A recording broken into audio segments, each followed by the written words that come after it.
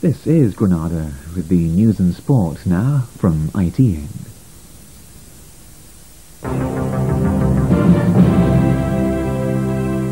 Good evening, the news and sport from ITN.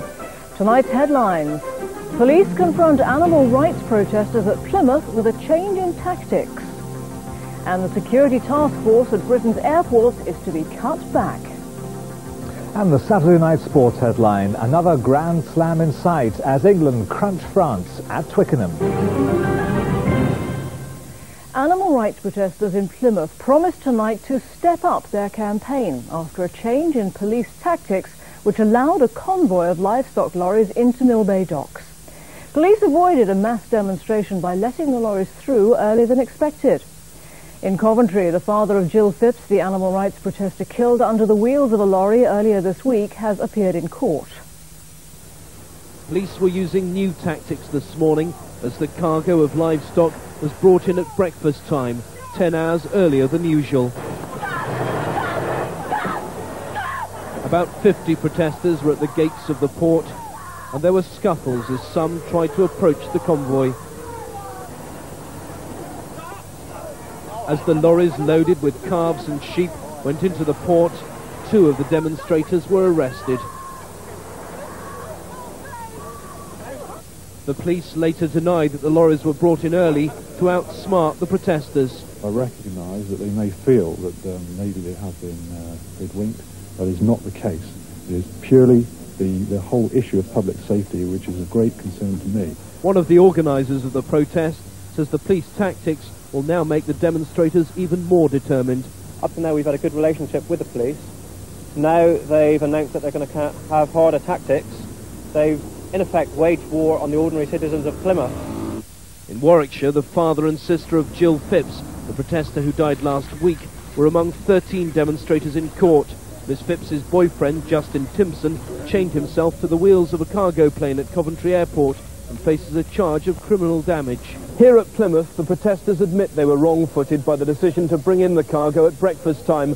However, now they say they'll stage a vigil every night, whether there's a sailing or not. James Bays, ITN, Plymouth. 2 climbers have been describing how they survived 2 nights trapped in appalling weather conditions on Ben Nevis. Iona Roden and Zoe Green sheltered from the high winds and driving blizzards by digging a hole in the snow. They're lucky to be alive. As they recover in hospital from mild hypothermia, Iona Roden and Zoe Green will be thanking the training that taught them how to survive. The rescue teams had almost given up. Yesterday, bad weather had forced them off the mountain. Well, you don't want to give up hope because then you lose all sort of motivation to go out, but certainly it wasn't looking too good. But the 2 women knew what to do, dig in and wait to be rescued. They did very well. They did very well lasting Thursday night and lasting Friday as well. Yesterday morning the visibility was reasonably good and the weather deteriorated in the afternoon. They'd found the 2 students, both members of the University of Central Lancashire Climbing Club, in a snow hole just 300 feet from the summit of Ben Nevis. As their families gathered at the hospital in Fort William, where they're being kept overnight for observation, the 2 women sent a message to the rescue teams: thanks a million. Glenn O'Glaser, ITN in Glasgow. The task force responsible for imposing and enforcing anti-terrorism standards for airports and ports is to be cut by nearly a third. An internal Department of Transport document obtained by ITN's Channel 4 News shows that routine and spot checks at airports will also be affected. The cuts outlined in the document affect a division of the Department of Transport which checks security measures at all 47 major airports in Britain, as well as ports and the Channel Tunnel. Shortly after the bombing of Pan Am Flight 103 over Lockerbie in 1988, the organisation, known as Transec, was greatly strengthened with extra funds. Now, managers are to tell staff the number of teams carrying out airport security audits is to be cut from 5 to just 2. And the memo says all 6 posts involved in routine overseas airport inspection will go, a move that some believe will encourage terrorists. If they perceive that aviation has become a soft target again, I fear for aviation security. Tonight, the Department of Transport said the savings are part of an exercise to improve efficiency and that transport security remains a high priority. A trade war has broken out between the United States and China in a row over pirating goods. The American Trade Representative, Mickey Cantor, has announced plans to double the tariffs on many Chinese imports. America has accused China of making cheap copies of products like breakfast cereals. In the breakaway Republic of Chechnya, rebel fighters have shot down a Russian plane just outside the capital, Grozny. It's the first time they've brought down one of the Russian Su-25 fighters. And here, delegates at the Young Labour Conference in Brighton have voted firmly in favour of Tony Blair's plans to change Clause 4 of the party's constitution on public ownership. The President of the Board of Trade, Michael Heseltine, has warned fellow Tories against giving too much ground to the Eurosceptics. His comments follow last night's speech by the Prime Minister, in which he said a single currency could tear apart the European Union. Foreign Secretary Douglas Hurd described the speech as admirable. Mr. Hurd summoned the media to his door today in an exercise aimed at emphasising that the entire cabinet backs the Prime Minister's new tougher line on a single currency, including ardent pro-Europeans. I think he gets the balance exactly right. I think it means nobody needs to fight yesterday's battles anymore. I hope we can all get behind the Prime Minister. Mr. Major's carefully worded speech went further than ever before in outlining why one currency for Europe is unrealistic, while at the same time not ruling it out in principle. But that only served to anger Euro enthusiasts like Edward Heath, while not satisfying party rebels like Theresa Gorman, who fear that Britain will be sucked into a single currency by the other countries. If they go ahead, we will have to go in. We have to try to persuade them not to go ahead. The way to do that is for the Prime Minister to say, quite plainly, no single currency whilst I am Prime Minister. Kenneth Clarke will next week elaborate on the government's new approach, which one Tory official described as broadening the rock on which most of the party can stand. Now, today's sports news, and with the details, here's Graham Miller. England are on course for the Grand Slam in the Five Nations Championship after crushing France at Twickenham. It was England's 8th consecutive win over the French. It was billed as the battle of the Five Nations heavyweights. By the end, though, it had turned into a mismatch of epic proportions. From the moment Gus got through an outrageous dummy, England once again had France on the rack. Then, inexplicably, they wriggled free and came back with a second-half move, which owed much to a fortunate deflection. Nothing lucky from then on, though, as the ball was worked out finally to VR, who gave his chasers no chance. Rob Andrews' boot kept England comfortably in front. Then Tony Underwood settled things with 2 late tries. The first, a scramble for a ball which eluded the French captain, Saint-André. Then a more convincing affair as he sighed through a dispirited French line.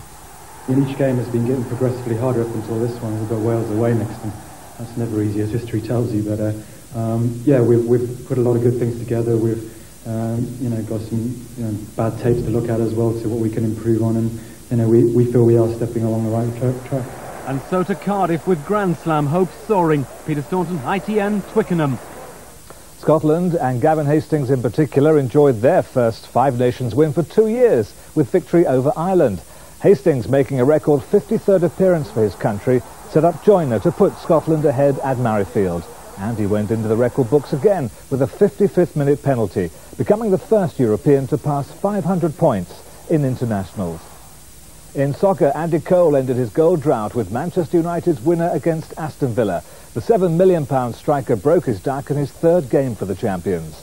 Les Ferdinand, still the subject of transfer speculation, scored twice in 3 minutes against a flu-hit Newcastle. Robbie Fowler grabbed a late equaliser for Liverpool in the table-topping clash at the City Ground.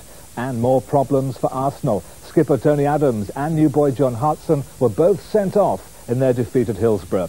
So Blackburn's lead at the top reduced to just 2 points after United's victory. The leaders play at Tottenham tomorrow. Bolton are the new leaders in Division 1 after walloping promotion rivals Wolves 5-1 at Burden Park. It was a spectacular performance from Bruce Rioch's side. Skipper Jimmy Phillips' goal was the pick. And with Middlesbrough losing, it takes Bolton top. In Scotland, Rangers dropped 2 home points to Dundee United, yet still stretched their lead to 15 after Hibs were beaten by bottom club Partick. Mike Gatting has confirmed his retirement from international cricket on the day he was out for a first ball duck. His dismissal was part of a familiar batting collapse, which leaves England struggling to avoid the follow-on in the 5th Test in Perth. The England batsmen were back to their bad old habits. Mike Atherton lasted just 3 balls, and Mike Gatting went first ball as Glenn McGrath reduced England to 5 for 2. Graham Thorpe just survived the hat-trick ball, but he then got into his stride with some cracking shots. Graham Gooch was also looking good in his last appearance for England, until another double disaster in the same over. Gooch gone to Mark Waugh for 37, and 3 balls later it was John Crawley. So much now depends on Thorpe and Mark Ramprakash, as England still need another 93 to avoid the blow-on. Stuart Pike, ITN, Perth. Finally, this week's National Lottery jackpot stands at more than £8 million. The winning numbers are 1, 7, 37, 38, 42 and 46. The bonus number is 20. If you've got all 6, you win or share the jackpot. And that's it for tonight from Graham and me and the ITN team. Good night. Good night.